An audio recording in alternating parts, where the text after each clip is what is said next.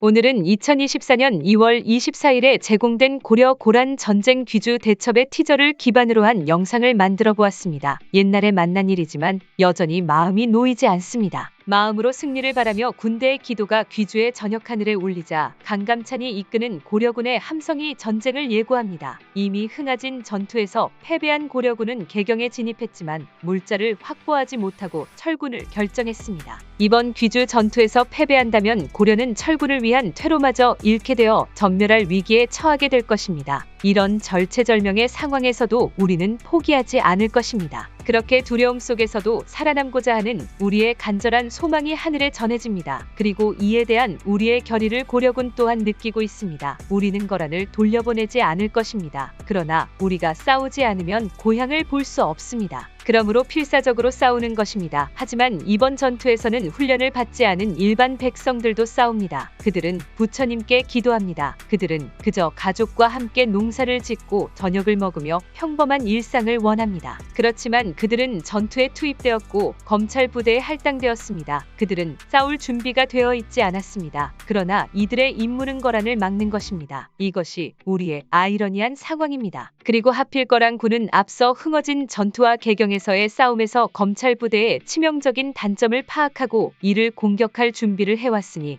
이는 검찰 부대의 위나 중간이 아닌 발아래를 공격하겠다는 전술이었습니다. 때를 던져라 거란군들은 큰 함성과 함께 개경에서 준비해온 큰 통나무를 검찰을 향해 굴리기 시작했고 바퀴를 이용해서 굴러가는 검찰의 원리를 파악하여 통나무를 굴려 검찰을 멈추게 하겠다는 소배업의 전술이 적중하게 되면서 고려군의 필살기인 검체는 힘을 쓸 수 없이 제자리에서 멈추고 말았습니다. 멀리서 이 모습을 지켜보고 있던 부대는 강감찬 장군에게 이 일을 어찌할 것인지 호들갑을 떨면서 물었지만 강감찬은 조금도 흥분하지 않은 채로 차분히 말하길 거란군들이 흥하진에서 검찰에 의해 대패하고 통나무를 이용해 검찰을 멈추게 할 나름의 준비를 해왔다. 하지만 우리의 검체가 멈춘다 하여도 멈춘 검체는 방어의 역할을 충분히 할 것이며 오히려 거란군들을 궁지로 몰아넣게 될 것이다. 소배합은 분명히 이구려에게는 제1검 차질만 있을 것이라 믿고 있을 것이기에 멈춘 제1검 차질을 자기들이 공격하고 있을 동안 옆에서 제2검사진이 다가올 것이고 뒤로는 중각기병이 공격을 할 것이라고는 죽어도 생각했다. 강감찬은 두려움에 떨고 있는 부하들에게 자신의 계획을 분명히 밝히면서 그들이 거란을 공격하는 것을 멈추지 않도록 용기를 불어넣어 주었지만 안타깝게도 최전방에 있던 일반 백성 병사에게는 강감찬의 말이 전혀 들리지 않는 상황이었습니다. 그저 나무관 세음 보살만을 외우면서 살고 싶어 검찰을 꽉 붙들고 있던 백성 병사는 통나무에 의해 멈추어진 검찰 아래로 쥐새끼 같은 거란군이 낫을 들고 몰래 다가오는 것을 알지 못했고 거란군이 휘두르는 낫에 의해 그만 아킬레스건들이 잘려버렸다. 비명을 지르며 한 병사가 쓰러지자 옆에 있던 고려의 병사들도 비엔나 소세지처럼 꼴풀이 쓰러지기 시작하였고 비열한 거란군 수십 명이 낫을 들고 와서 고려의 검찰 부대를 공격하는 것이었다. 병사들이 피 흘리는 발목을 잡고 아파할 동안 비열한 거란군들은 검찰에 바짝 붙어서 그 위를 넘어오기 시작하여 순식간에 건문이 뚫리고 거란군이 고려군 안으로 침입하는 상황이 벌어졌고 제1검찰부대가 뚫리는 것을 목격한 제2검찰부대의 병사들은 얼굴이 창백해졌습니다. 제1검찰진이 뚫렸다는 소식에 공포에 떨며 뒷걸음질을 치기 시작했고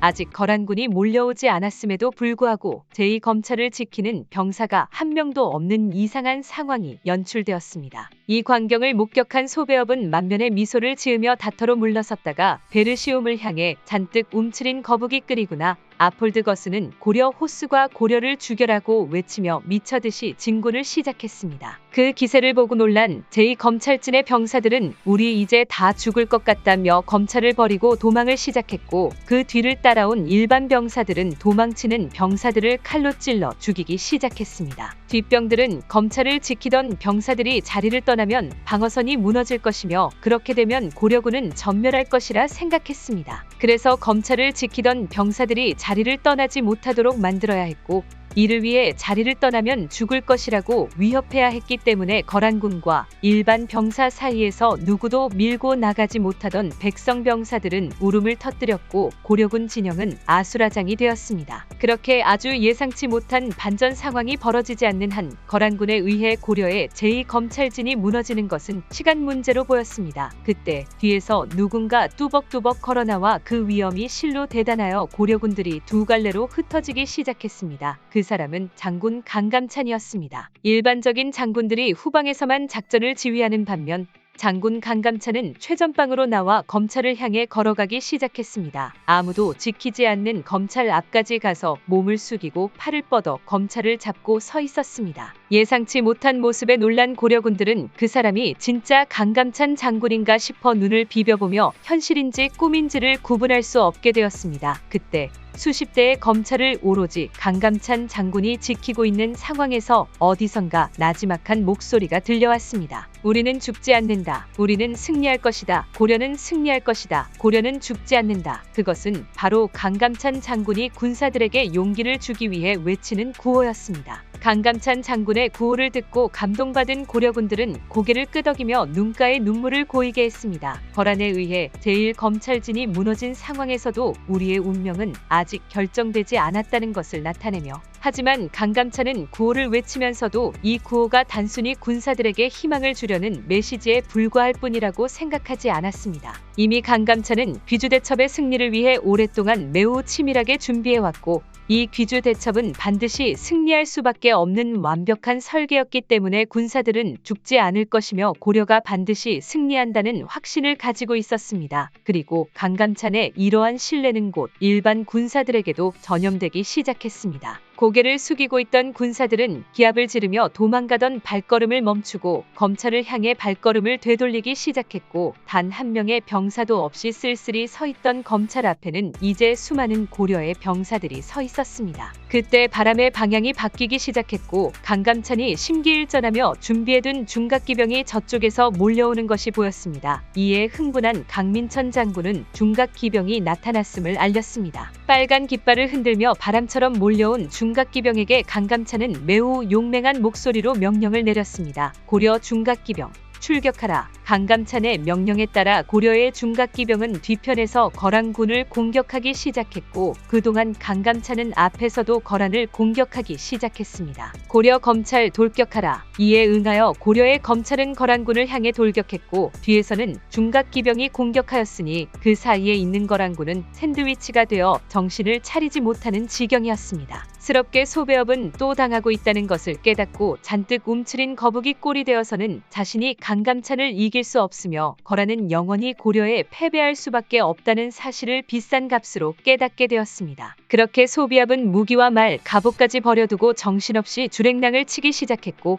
퇴각하는 거란군을 향해 고려군들은 마지막 총공격을 시작했습니다. 거름아, 날 살려라. 도망가는 거란군을 보며 고려군들은 승리의 함성을 질렀습니다. 고려가 승리했다. 우리 고려가 거란을 무찔렀다. 감격에 차 있는 고려군들은 서로를 안으며 눈물을 흘렸고 강감찬도 그들을 흐뭇하게 쳐다봤습니다. 강민청은 강감찬 앞에 무릎을 꿇고 말했습니다. 상원수, 우리가 거란을 상대로 대승을 거두었습니다. 이 모든 것은 상원수 덕분입니다. 그에게 강민천의 말에 강감찬은 일으켜 세웠습니다. 그렇지 않소. 목숨을 걸고 싸워준 우리 고려군이 있었기 때문에 승리한 것이오. 또한 강민천 자네 같은 훌륭한 장수와 우리를 끝까지 믿고 지지해주신 성상폐하께서 계셨기에 가능한 승리였습니다. 모두 수고하셨습니다. 모두 잘 싸워주셨습니다. 그렇게 강감찬은 승리의 결과를 가지고 현종에 있는 개경으로 발걸음을 돌렸고 강감찬의 승전보를 듣고 현종은 개경성 밖으로 나와 강감찬과 함께 목숨을 걸고 싸웠습니다.